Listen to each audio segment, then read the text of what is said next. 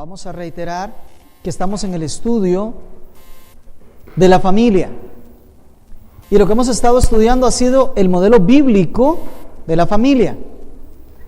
Y como hemos estado estudiando ese modelo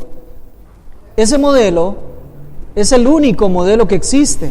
No es que existen diferentes modelos de familia, sino lo creado por Dios fue un único modelo de familia. Hay un único diseño de Dios para la familia. No hay diferentes familias, no hay tipos de familias, no hay modelos de familias. No está desvirtuado el único modelo de la familia, pese a programas de televisión como el que ocurrirá mañana. Vamos a decirlo claramente. Dios diseñó el matrimonio. Dios diseñó la familia. No ha caído en desuso. No se ha terminado el modelo. No se ha agotado el modelo. Se encuentra vigente hoy en día y sigue funcionando bajo los mismos parámetros que ha funcionado desde que el Señor lo creó cuando creó toda la tierra. No hay nuevos paradigmas de familia. No hay nuevos parámetros de familia. Hay una verdad que es absoluta y se mantiene y se mantendrá por siempre. Y es la verdad de Dios. Lo que Él creó, lo que Él diseñó, con los propósitos y a su manera, es lo único que prevalece. Y el ser humano, no creador, no diseñador, no planificador, el ser humano que no estuvo presente cuando se hizo el diseño de la familia, no tiene la capacidad, no tiene la autoridad, no tiene el poder para modificar lo que ya Dios hizo. Y eso quiero dejarlo sumamente claro. Lo que hoy estamos viviendo en nuestra sociedad son distorsiones del único modelo de familia que existe. Son perversiones del único modelo de familia que existe. Y se encuentran muchas amenazas alrededor de la familia. Sabemos que nuestra lucha no es contra carne y sangre, sino contra principados, contra potestades en las regiones celestes. Satanás sabe que en el momento en que destruya el modelo de familia de Dios, está comenzando a destruir la sociedad. Ahí cae por completo. La familia se mantiene conforme al modelo de Dios, la sociedad permanece. La familia se destruye o se pervierte o se distorsiona del único modelo que hay y la sociedad se viene al suelo, desaparece, termina. Por ende, nosotros estamos acá en pie de lucha directamente. Cuando estamos estudiando el modelo bíblico de la familia, lo que estamos es cimentando, lo que estamos es ejercitándonos, lo que estamos es cada día poniendo mayor fortaleza en lo que hemos creído, en lo que es real, porque los embates son fuertes.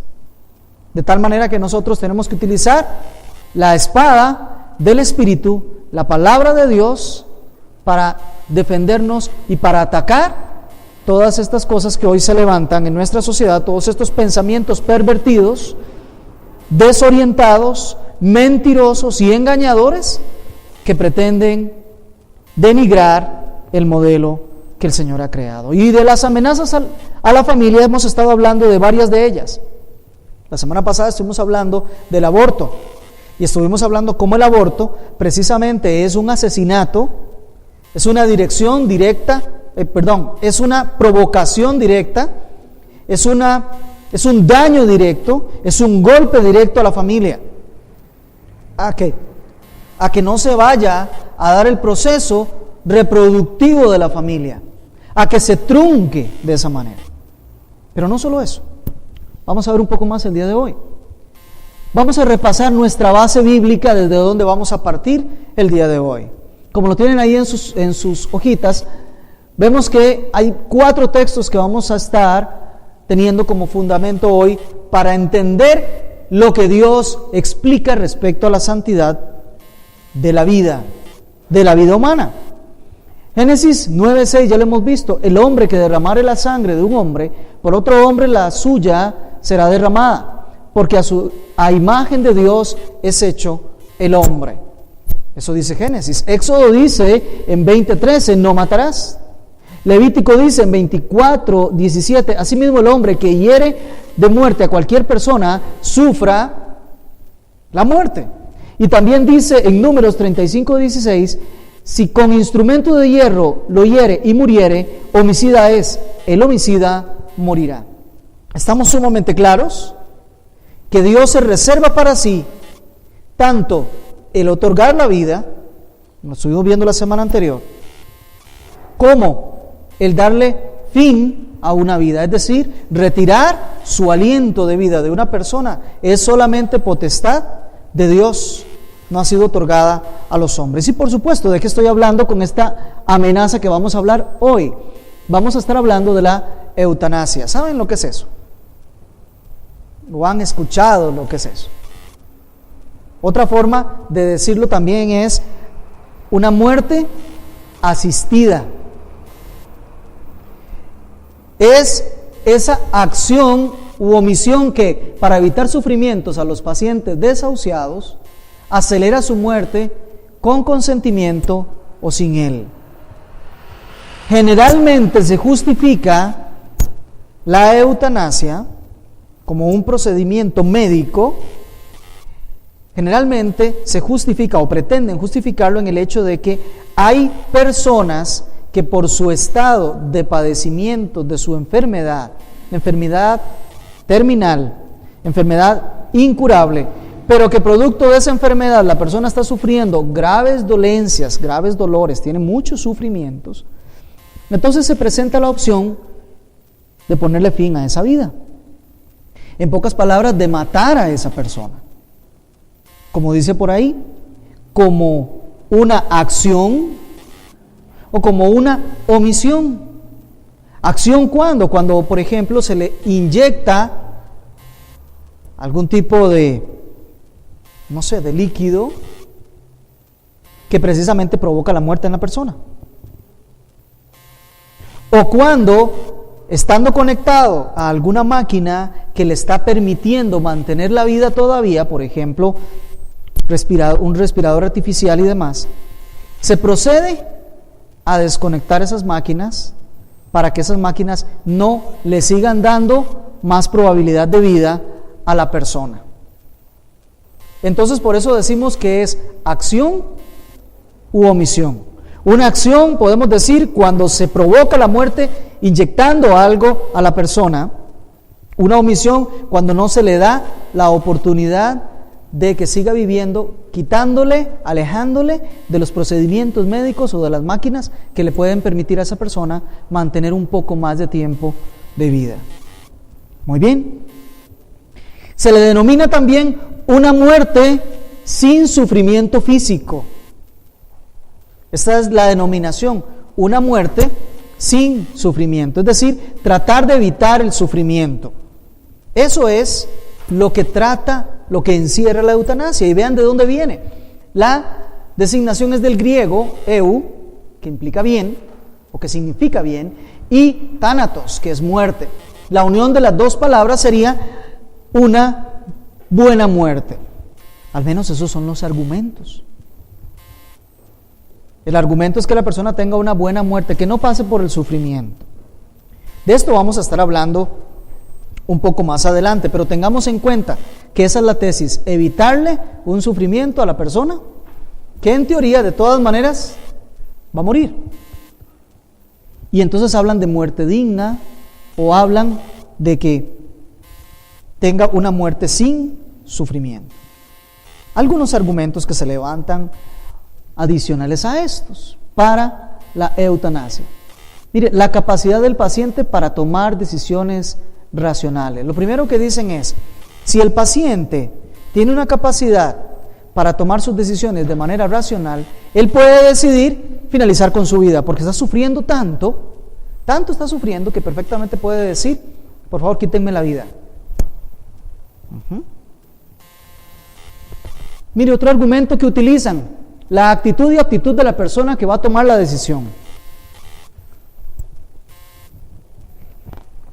Se dice que si la persona que está ahí enferma, que está sufriendo, no tiene la capacidad en sí misma de tomar la decisión, entonces podemos darle esa oportunidad de decisión de que un familiar de quien está ahí en sufrimiento, a punto de morir, entonces un familiar puede tomar la decisión de decir, bueno, quítenle las máquinas para que no siga respirando, por ejemplo. O está bien, administrenle esa dosis letal para que termine sus días ya, dando el derecho a otra oportunidad, a otra persona sobre la vida de esta persona que está sufriendo. Mire, o depende también de la edad del paciente. Si ya es una persona muy adulta, muy viejecita, ya ha vivido mucho, pues entonces, para que no siga sufriendo, ¿verdad? Y para que no se alargue tanto su sufrimiento. Mire, y de los tres argumentos podemos hablar lo siguiente. 1 Corintios 6:19 dice que hay algo que a nosotros ya no nos pertenece. Es más, nunca nos ha pertenecido. Pero los que estamos en Cristo lo entendemos claramente. Y eso es nuestro cuerpo. ¿Usted sabía eso? Que nuestro cuerpo ya no nos pertenece a nosotros. Pertenece a Dios. De tal manera que el hecho de que Él permita el sufrimiento físico de una persona no le da derecho a que vuelva a asumir a la persona su cuerpo para determinar con él lo que quiera. De hecho, una de las cosas que vamos a ver es que el sufrimiento es parte del tratamiento de Dios con el hombre.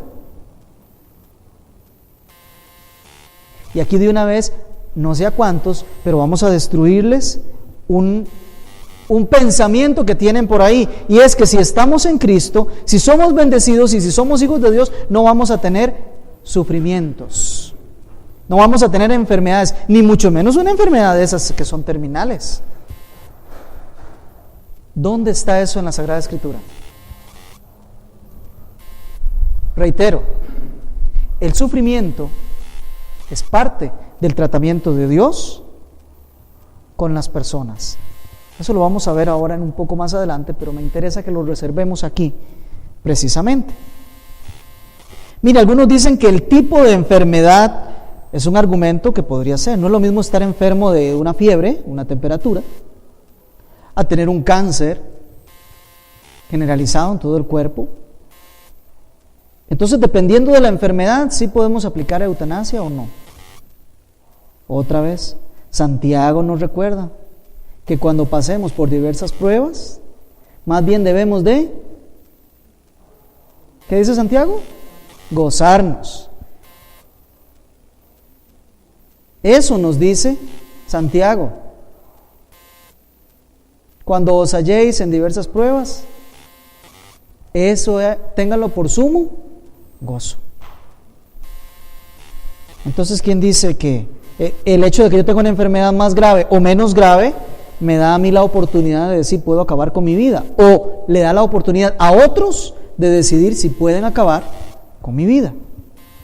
Ahora, estamos de acuerdo, viene la actitud y los valores del médico. ¿Por qué? Porque hay ocasiones en donde las personas están en estado de inconsciencia. Al estar en estado de inconsciencia, ¿cómo van ellas a tomar la decisión? Pues volvemos a lo mismo. Entonces la decisión se la damos a un familiar o se la dejamos en las manos al médico. Otra vez, disponiendo de la vida en otra persona. ¿Cuándo? ¿En qué momento en la palabra de Dios se da la oportunidad de que otro disponga de la vida de su prójimo?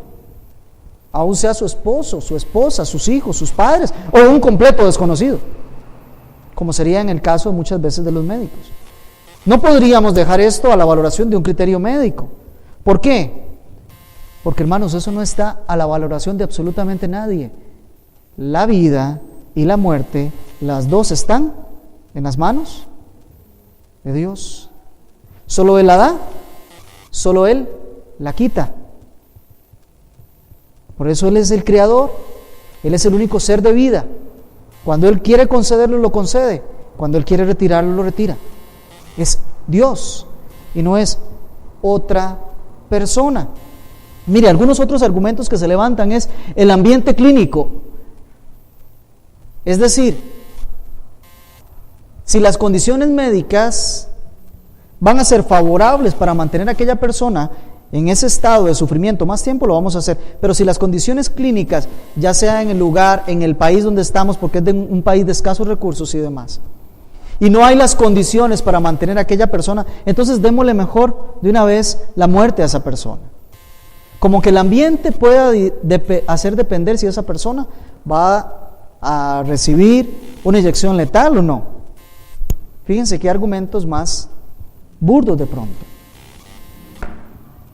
Mire, los costos exagerados de la atención, ahí dice media, pero es médica, ¿verdad? Los costos exagerados de la atención médica. Es cierto, a veces mantener a una persona que está en estado de inconsciencia, está con muerte neuronal, por ejemplo, y solamente asistida por unos tanques de oxígeno y asistida por algunos otros aparatos médicos, es algo costoso, es algo muy caro, estamos de acuerdo. Pero volvemos a preguntar, ¿cuánto vale una vida? Tiene precio. Es interesante. Eso es lo que la mayoría de gente cree. Okay. Es muy interesante porque si decimos que la persona está muerta, entonces podríamos decir que es una persona que no podría tener procesos físicos que tendría una persona normal o una persona que está viva, si es así. Pero precisamente es muy interesante porque nosotros tenemos algunos casos interesantes de personas que teniendo muerte neuronal, particularmente obviamente mujeres, han tenido la capacidad de concebir, y no solamente eso, a mí me sorprendió y voy a pasar a leerlo. No solamente concebir, sino de dar a luz. ¿Me doy a entender? No por cesárea, dar a luz. Una persona que se supone que de ahí, ya como tiene muerte neuronal, ya su cerebro no funciona, entonces todo el resto de vida que le queda no está funcionando perfectamente bien. Ahí hay vida, hay procesos biológicos que se están llevando a cabo y solo Dios mantiene esos procesos biológicos. Por ejemplo, una noticia que salió en una empresa nacional que tiene la franquicia del Canal 7, el 2 de mayo, mire, hace un poquito menos de un mes, y el titular es lo siguiente: mujer embarazada con muerte cerebral dio a luz gracias a soporte vital. El cuerpo de una mujer embarazada que tenía muerte cerebral fue mantenido con vida durante casi 2 meses en un hospital de Omaha, Nebraska, Estados Unidos, para que su bebecito sobreviviera, informaron los medios de prensa local. La mujer de 22 años, de nombre Carla Pérez, sufrió una hemorragia encefálica en su casa en Waterloo, luego de quejarse de un fuerte dolor de cabeza a inicios de febrero. Luego de ser llevada de emergencia al hospital, los médicos determinaron que tenía una muerte cerebral. Sus familiares dijeron a los médicos que querían hacer todo lo posible por salvar al infante, que apenas tenía 22 semanas. Y sigue diciendo, un poco más adelante, fue así como todo el equipo de más de 100 médicos, enfermeras y personal especializado logró mantener el cuerpo de la mamá con vida durante casi 7 semanas. Y cuando su condición empeoró el 4 de abril, los doctores entonces realizaron la cesárea. Al momento del nacimiento, el pequeño pesó 1.264 gramos. Él nació en abril. Es interesante. El Diario Perú 21, el 29 de diciembre de 2014, publicaron lo siguiente: mujer en estado de coma dio a luz tras 36 semanas de gestación. Una mujer en estado de coma dio a luz el lunes un bebé de 3 kilos. Luego de 36 semanas de gestación, gracias a la intervención de los médicos de los hospitales, y ahí dan los nombres de los médicos. Se trata de Santa Cruz Cuyanco Rodríguez, de 25 años, quien está inconsciente desde hace 6 meses debido a un paro cardiorrespiratorio que sufrió en una clínica local. Ella alumbró a Ángel Salvador Huamán Cuyanco, quien es el primer niño que nace en estas condiciones en el país. Incluso, dice, la señora muestra leves signos de recuperación. Mire, en Hungría, una mujer, después de 3 meses de muerte cerebral, también dio a luz, esto según el diario El País de España, y que fue publicado el 14 de noviembre de 2013. Doy los datos solo porque sé que también esto se está grabando y sale en otros lugares. Pero por último, y el que más me impresionó, que yo creo que la mayoría algún día lo escuchamos, se publicó en el diario El País de Washington el 20 de marzo de 1996 con el titular siguiente: da a luz la mujer que estuvo en coma desde hace 10 años. Obviamente, esta mujer fue violada, estaba en coma en el hospital, y estando en el hospital, ella fue violada. Dice, la mujer que fue violada el pasado verano mientras estaba en coma dio a luz el pasado lunes un niño que nació con 9 semanas de adelanto. El niño pesó 1,2 kg y a pesar de ser prematuro, su estado de salud es bueno. La mujer de 29 años, en coma a consecuencia de un accidente de tráfico sufrido hace 10 años, no ha registrado ningún cambio en la situación vegetativa tras el alumbramiento. Esta mujer dio a luz. Los médicos que la atienden creen que es el primer caso de un organismo que pasa por un embarazo y parto estando en coma. Amados hermanos, la pregunta es, ¿una persona con muerte neuronal se puede pensar que está muerta cuando tiene la capacidad de tener todo un proceso de gestación y tiene la capacidad hasta de tener un parto? Yo creo que la pregunta queda ahí, ¿verdad? Uno entiende, por ejemplo, el siguiente argumento, las complicaciones para los familiares. Mire, yo entiendo que los familiares de una persona que está con muerte neurológica o que está en fase terminal, y eso de estar yendo a visitarle y el sufrimiento que acarrea también para los familiares y demás, yo entiendo que todo eso se provoca, pero vuelvo a lo mismo. El fundamento del que estamos hablando es: la vida y la muerte está únicamente en las manos de Dios. No podemos asumir nosotros un control, un designio, una orden que no nos corresponde a nosotros tomar. No está dado al ser humano el finalizar los días de otro ser humano de ninguna manera.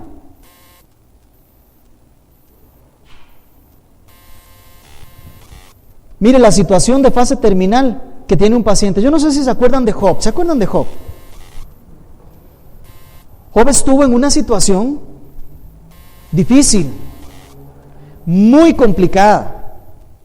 No solo su nivel económico, moral, social y demás se vino abajo, sino que literalmente una sarna cubría todo su cuerpo, al punto de que se sentaba en tizones de carbón para apaciguar un poco el dolor que le estaba provocando aquella sarna. Y amados hermanos, el día de hoy ese tipo de enfermedad desahucia a la persona, no hay cura. Ahora en aquellos tiempos exactamente, todavía menos. Y Job se atreve a decir una frase pero preciosa. Vamos, por favor, ahí ustedes tienen el texto. Job 2, verso 10. ¿Se acuerdan que se acercó la esposa de Job y le dio un consejo a Job? ¿Sí se acuerdan? Le dio un consejo. En el verso 9 le aconseja, le dice su mujer: ¿aún retienes tu integridad? Maldice a Dios y muérete. Y él le dijo: como suele hablar cualquiera de las mujeres fatuas o necias, has hablado. ¿Qué? ¿Recibiremos de Dios el bien y el mal no lo recibiremos? En todo esto no pecó Job con sus labios. Amados, vuelvo a lo mismo. Hemos de recibir de Dios solo lo bueno, y lo malo no lo vamos a recibir. ¿Qué es que no nos acordamos que todas las cosas ayudan a bien? El sufrimiento, amados hermanos, ayuda a bien. El dolor ayuda a bien. La tristeza ayuda bien. Es más, tanto es así que Dios mismo fue el que puso en nuestras condiciones y en nuestras circunstancias que tuviésemos ese tipo de experiencias también. Él fue y lo diseñó y con propósito, y no se lo evitó ni siquiera a su propio hijo. Entonces, ¿por qué nosotros queremos mantener una condición de siempre bien, siempre estabilidad, siempre salud, siempre todo en bien para nosotros? ¿Y qué con aquellas partes que también Dios tiene para nuestras vidas? Las enfermedades, las tristezas, los dolores, que eso no lo vamos a recibir de Dios. También es parte de su amor, también es parte de su tratamiento para con nosotros. Y lo vemos en la vida de Job, y lo vemos en la vida de casi todos los que podemos leer en la Sagrada Escritura. Vemos cómo terminaban ellos, según nos dice Hebreos, muchos de ellos fueron no solo enfermos, sino muchos de ellos fueron llevados a la muerte literalmente. El mismo Pablo murió en condiciones deplorables. Pedro, los profetas, y todos ellos que podríamos decir nosotros eran verdaderamente muy amados por Dios, no les fue evitado el sufrimiento de ninguna manera. Pablo pidió incluso 3 veces que le fuese quitado su aguijón en la carne y no se lo quitaron. De hecho, el sufrimiento, reitero, es parte del tratamiento de Dios para con sus hijos. Veamos. ¿Qué dice la Biblia? Que Dios creó al hombre a su imagen y semejanza. Eso no lo podemos quitar de ahí, es nuestra base, es nuestro fundamento. Y no lo podemos quitar de ahí porque sencillamente es la verdad. Dios fue el que creó. Y como Él creó, pues entonces Él tiene determinado cómo funciona esa criatura. Y hasta dónde llega esa criatura. Y qué tiene que pasar esa criatura. Mire, hay enfermedades graves, difíciles, muy serias. Y aún estando los pacientes en fase terminal, podemos ver como algunos de ellos regresan y nos cuentan aquí cómo Dios los sacó de donde estaban. Otros no regresan. ¿Qué decimos? Que de Dios, de uno tuvo misericordia y de otro no. De ambos tuvo misericordia, pero no necesariamente el tratamiento es igual. Tenemos que tener claro, Dios creó a cada persona con su propósito. Dios le impregnó al hombre vida por el soplo, por su propio aliento, y el día que Él quiera lo retira, pero lo retira a Él. No somos nosotros. No fue dado al ser humano esa prerrogativa. Mire, Dios prohibió claramente el asesinato y vimos 4 textos en Génesis, Éxodo, Levíticos y Números. Y si seguimos buscando, toda la Biblia está llena de una ordenanza clara de Dios. Con la vida humana nosotros no nos metemos. Es una prerrogativa de Dios. Él sabe cuándo dar vida, Él sabe cuándo quitar vida, y Él sabe incluso, lo vamos a ver ahora, cuándo no dar vida, porque su idea es no dar vida. Muy bien. Y como decimos ahí, Dios permite y propicia el sufrimiento con las personas o para las personas. Vemos en esto en la vida de Job, los profetas, los apóstoles, todos ellos. Aquí no se obtiene el 100%, aquí no vivimos en una perfección, aquí el pecado distorsionó las cosas. Cuando venga lo perfecto, entonces allí estaremos en perfección con Él. Vendrá un momento en donde no habrá más llanto, ni más tristeza, ni más dolor, ni más enfermedad. Ese momento glorioso cuando Jesucristo aparezca y nosotros seremos transformados en un cuerpo que ya no va a sufrir de enfermedades, que ya no va a ser tentado por el pecado, que ya no va a haber dolor. Ese momento perfecto al que vamos a alcanzar los hijos de Dios y que la tierra aún está esperando esa manifestación gloriosa, todavía no ha llegado. Por eso todavía estamos viviendo en este lado. Y en este lado estamos sujetos a los efectos del pecado del ser humano. Y entre esos efectos, el sufrimiento, el dolor que Dios utiliza precisamente para tratar con nosotros. Ahora bien, hasta aquí esta amenaza de la eutanasia.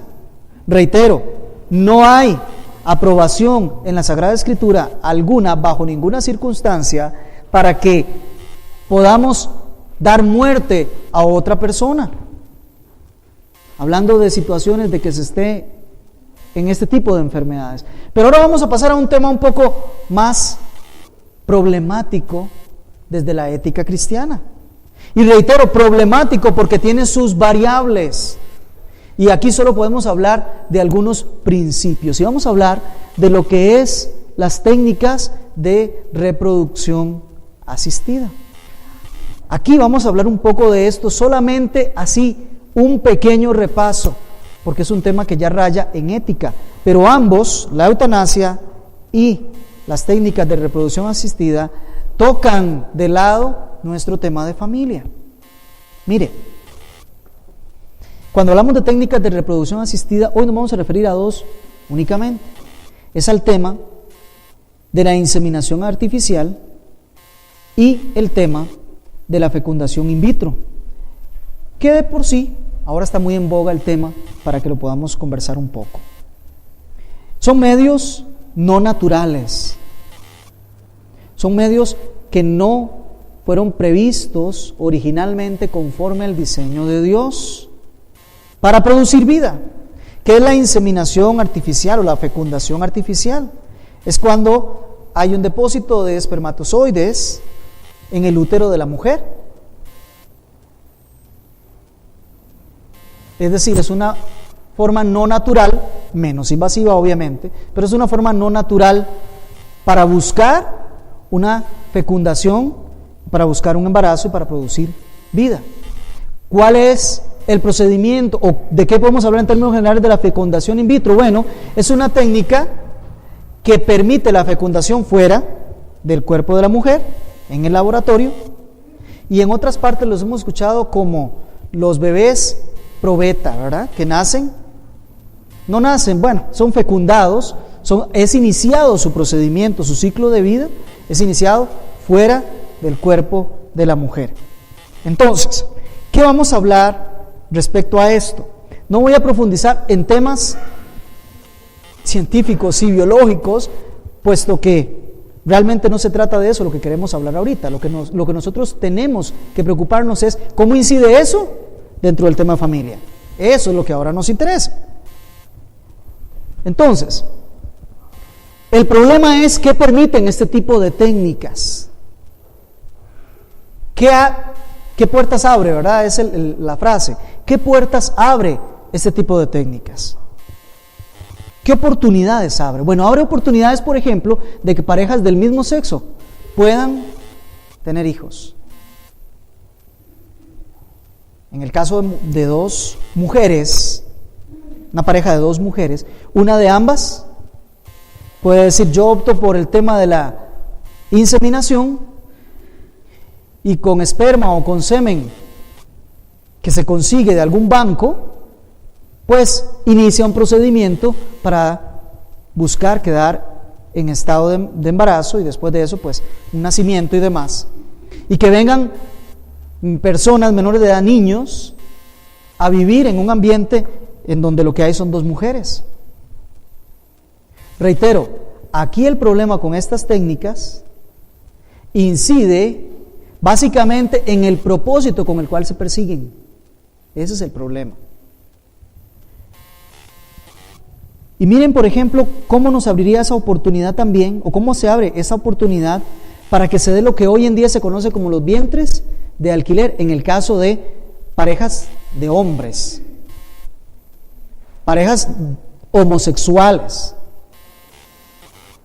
Mire, lo único que tienen que hacer es pagarle a una mujer para que, por medio de los espermatozoides de cualquiera de ellos dos, poder introducirlos en el útero de una mujer, y entonces ahí esperar a que sea fecundado el óvulo, a que se desarrolle ese bebé, y después de que nazca, entonces se lo entregan a esos dos varones para que esos dos varones lo puedan criar.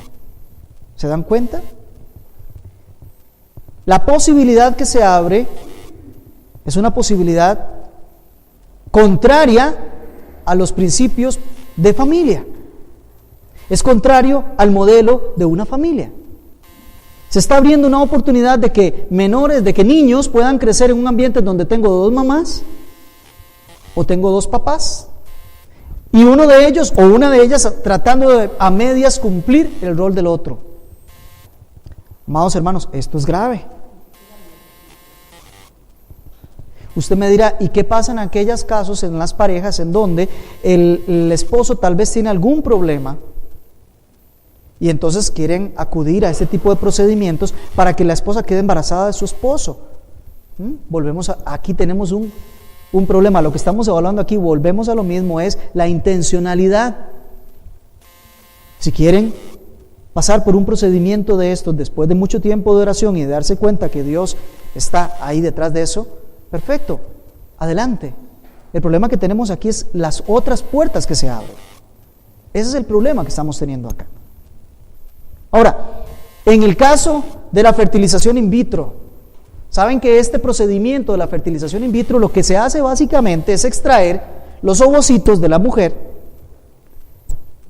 para lo cual, por cierto, la mujer, en cualquiera de los dos, se le sigue un proceso hormonal para que ovule más allá de lo regular, y eso ya es invasivo, eso ya provoca en la mayoría de los casos, provoca algunos efectos secundarios. Pero básicamente lo que se hace en la fecundación in vitro es poner a la mujer a ovular bajo un cóctel de hormonas, ¿verdad? Para que poder extraerle varios óvulos, y eso se hace en varias oportunidades. Se dice que un promedio normal de unos 12 óvulos que puedan tener de la mujer. Y entonces se extrae el líquido seminal del varón y se establece en el laboratorio un procedimiento para que esos óvulos sean fecundados. Normalmente esos 12, 13, a veces más, son fecundados todos esos óvulos. ¿Qué pasa? Luego de esos se seleccionan ya óvulos fecundados bajo el criterio bíblico. Ya ahí hay vida, ya es persona. De esos óvulos fecundados se escogen 3, 4, 5, incluso hasta 6, y se vuelven a implantar en la mujer. Ahí se ubican para que veamos a ver cuál de esos puede pegar. En esa selección de cuáles de esos escojo, se escogen los que en teoría, según los criterios médicos, tengan mayor probabilidad de poder terminar todo el proceso, ¿verdad? Los que ellos consideran que no, sencillamente son desechados. Es ahí donde está el problema de la fecundación in vitro. Pero aquellos que son implantados en la mujer, que normalmente implantan un mínimo de 3 o hasta 6, pues no hay garantía tampoco de que alguno de esos pueda pegar. No hay garantía. Sin embargo, se puede dar el caso que vimos en nuestro país de que peguen los 6. Y cuando pegan los 6, generalmente se produce un problema serio. Esos seres humanos que vienen ahí no vienen en condiciones que puedan resistir para llegar a más allá que unas horas después del alumbramiento. Bueno, ahí fue una cesárea que se hizo para extraerlos por el tamaño, sabemos, ¿no? Tener 6 bebés en la pancita para una mujer es algo increíble, ¿verdad? No van a llegar jamás a término, había que intervenir antes. Y hubo un equipo grande de médicos y todo lo demás. ¿Y por qué se hizo toda esa inversión y todo ese trabajo y se publicitó tanto? Precisamente porque en nuestro país hay algunos proyectos de ley que pretenden legalizar el procedimiento de la fertilización in vitro en nuestro país. Y si eso era un éxito, caramba, ahí tenemos la demostración de que eso se puede hacer en el país. Ahora, como no fue un éxito, porque ya 4 de ellos han fallecido, y los 2 que están en condiciones muy críticas, muy severas, entonces no dicen, es que esto fue un procedimiento de fertilización in vitro. Eso no lo publicitan, eso ya ahora no lo dicen, porque sería caer en descrédito. Pero en realidad, hermanos, eso que aconteció es lo que comúnmente acontece, aparte de todos los costos y todo lo demás. Solamente le estoy poniendo un nivel meramente humano, la realidad de las cosas, la verdad de las cosas. Pero ahondamos un poquito. Mire, ¿sabe qué es el problema? Que los óvulos que fueron fecundados y que se consideran defectuosos o de baja categoría, porque ahí los categorizan, categoría excelente, categoría buena, no tan buena categoría y mala categoría, son desechados, son defectuosos, son asesinados. Pero además de eso, las posibilidades de tráfico de órganos de personas sin padres se abre aquí.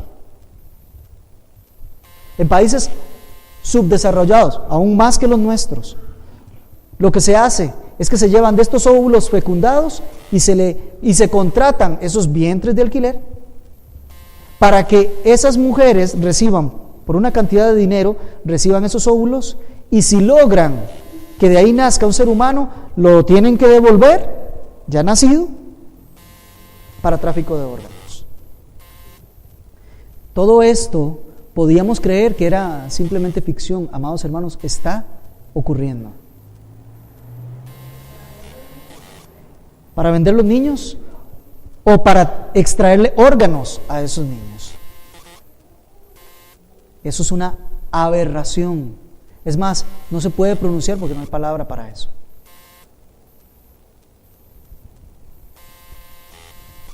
¿Cómo nosotros no podemos darnos cuenta de que a veces lo quieren presentar las cosas de una manera para que suenen bonitas, pero el fin que hay detrás de todo ello es un fin demoníaco? Es un fin de asesinato, de muerte, de degradación del ser humano, de ningún valor por la vida humana.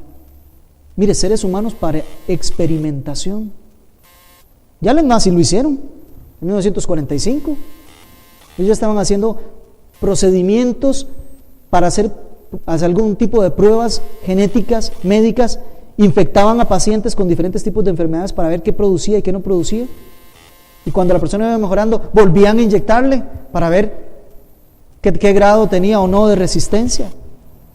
Amados hermanos, todas estas cosas de manipulación y demás es lo que nosotros estamos atacando cuando hablamos de los tratamientos de reproducción asistida. Tenemos que tener muchísimo cuidado, no nos dejemos engañar. Lo que hay detrás de esto es perverso. ¿Qué dice la Biblia respecto a esto? Reitero, otra vez, la vida humana solo es voluntad de Dios. Nosotros no debemos de incluirnos ahí. Me dirán, ¿y qué pasa con esas parejas que no pueden tener hijos? Mire, ¿no se ha puesto usted a pensar que ese es el plan de Dios? ¿No se ha puesto usted a pensar que ese es el plan de Dios? Que no tengan hijos. ¿No se ha puesto a pensar eso? Y es más, todavía hay una oportunidad aún más grande. ¿No se ha puesto a pensar que tal vez existen niños por allí que puedan ser adoptados? Es que, amados hermanos, tenemos que entender que el tema de la adopción, me va a decir usted, ¿qué dice la Biblia? Muy claramente lo dice la Biblia. Si lo queremos ver de manera simple y natural, el primer adoptado fue Moisés. ¿Se acuerdan? Fue llamado hijo de la hija del faraón, fue prohijado, fue adoptado. Y así hay muchos. Jesús mismo recibió la adopción de su padre. Pero pongámoslo en términos espirituales. Todos los que estamos aquí, que somos hijos de Dios, no hemos sido adoptados en el amado. La adopción es un tema que está en la Sagrada Escritura, amplio. Y es más, si no fuera por la adopción, ninguno de ustedes ni yo tendríamos la posibilidad de llegar a Dios. ¿Se da cuenta que la Biblia sí habla de ese tema? Dios se describe como el único creador, no hay más que uno, solo Él es creador. Es lo que dice en Isaías 42:5. Yo soy el único creador, el único que puede crear, el único que puede dar vida, el único que puede formar una criatura, es Dios. Nada más. Para sus fines, para sus propósitos, no para manipulación, no para extracción de órganos, no para prestárselos o dárselos a parejas del mismo sexo, no.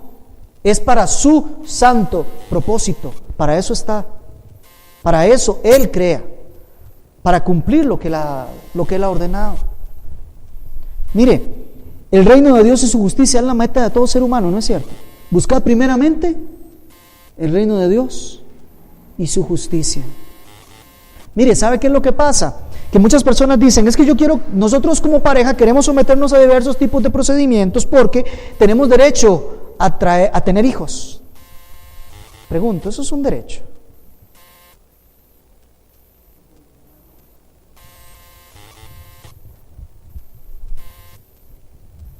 Hay que tener muchísimo cuidado, amados hermanos. La reproducción no es algo que está dispuesto por Dios para toda persona. Hay personas que sencillamente Dios las tiene determinadas para que no se reproduzcan. Y tienen que entenderlo así. Y tienen que aceptarlo así. Porque Dios tiene propósitos mucho mayores e infinitos. Mire, el escritor de 13 cartas del Nuevo Testamento no tuvo hijos, pero nos dejó toda la enseñanza. Nuestro Señor no tuvo hijos físicamente hablando. Amados hermanos, hay propósitos de Dios que no solo se resumen en tener familia, o al menos por la vía natural puede ser la adopción. Allí está. Pero mucho cuidado, esto lo digo con sumo cuidado. Cada caso es particular, cada familia tiene que analizarse a sí misma. Tiene que pedir dirección de Dios. Pero mucho cuidado con aceptar, abrir puertas para cosas que tienen consecuencias aún mayores. La meta es cumplir la voluntad de Dios, no cumplir la nuestra. Ya decíamos, la oración del Padre Nuestro dice: Señor, hágase tu voluntad. Muchas veces pueden haber familias pidiendo hijos y no. Pueden haber familias queriendo que un ser amado termine sus días ya porque está sufriendo mucho y Dios dice: todavía no. Por eso hoy estuvimos hablando un poco de la eutanasia al principio y ahora de estas técnicas de reproducción asistida. ¿Cómo afecta esto? ¿Cómo amenaza a la familia? Mire, gravemente se pierde el sentido de la santidad de la vida humana. Cuando usted, simplemente porque una persona está sufriendo mucho dolor y angustia y demás, solo por eso usted dice: bueno, voy a quitarle la vida, usted está restándole valor a la vida humana. Se está olvidando que hay imagen de Dios, se está olvidando que hay semejanza de Dios, se está olvidando que hay propósito de Dios. Escuchaba esta semana una predicación de Charles Spurgeon. Me encanta, todas las mañanas cuando voy hacia la oficina voy escuchando una predicación, y él hablaba de un hijo de Dios, de un creyente, de un cristiano que recogía niños que tenían parálisis cerebral allá por el año de 1800 y un poco más, cuando en esas épocas era todavía menor el desarrollo médico y demás y de tratamiento. Entonces la gente lo que hacía era que cuando venían niños con esas calidades, los desechaban. Este señor los recogía y los llevaba hacia su casa, y ahí tenía cantidad de niños, y hasta donde le alcanzaba les daba la oportunidad de alimento y de cuidados hasta donde él tuviera la oportunidad. Obviamente esos niños no duraban mucho tiempo con él, morían muchos de ellos a los 10, 12, 15 años, morían. Pero él tenía lo siguiente: él, mientras estaban con él, les pasaba cantando himnos. En vez de sentarse y enseñarles acerca de la palabra de Dios, porque eran personas que de esa manera no iban a entender, él les cantaba himnos. Y los himnos, sabemos, están llenos de pura teología, están llenos de Biblia. Y él pasaba cantando himnos. Y a él le decían que por qué hacía eso, que eran niños que no entendían. Él sabía lo que estaba haciendo. Ahí hay vida humana. Y cuenta la anécdota de una joven que ya estaba muy enfermita, estaba por morir, pero él no desistía, como todos los días llegó a cantarle su himno. Y él le cantaba todo tipo de himnos, y ese día la niña levantó la mano, cosa que nunca había hecho. Entonces él se quedó callado, y fue la niña la que cantó. Y el canto decía: Señor, recibe mi espíritu. Y 2 días después, esa niña murió. La pregunta que nosotros levantamos es: ¿hay propósito de Dios o no hay propósito de Dios? Dios tiene todo el control. De todos los himnos que esa niña podía haber escogido, que le había cantado ese Señor, escogió el que ella entendía que le correspondía. Amados hermanos, no despreciemos la vida humana. Dios no lo hace, ¿por qué lo hacemos nosotros? No lo hagamos.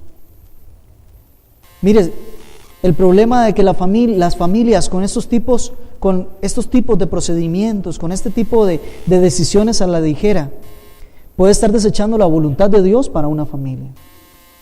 ¿Cómo pueden sentirse? No les conozco particularmente, pero esta familia que ahora, con estos 6 niñitos que la señora trajo, qué sufrimiento, ¿no les parece para esa familia ahora? Después de estar esperando 6, ya 4 han muerto y los otros 2 no se sabe, ¿verdad? Están con una situación tan complicada, médica y demás. Qué sufrimiento, qué dolor para la familia, por no aceptar de pronto la voluntad de Dios. Mire, se distorsiona el único modelo divino para la familia y para la sociedad. Mire, la perversión del modelo de familia, y con esto cierro, cuando distorsionamos el modelo de familia, estamos diciéndole a Dios, tal como usted diseñó, tal como usted hizo, tal como usted programó, nosotros no lo hacemos, queremos hacerlo nosotros a nuestro modo.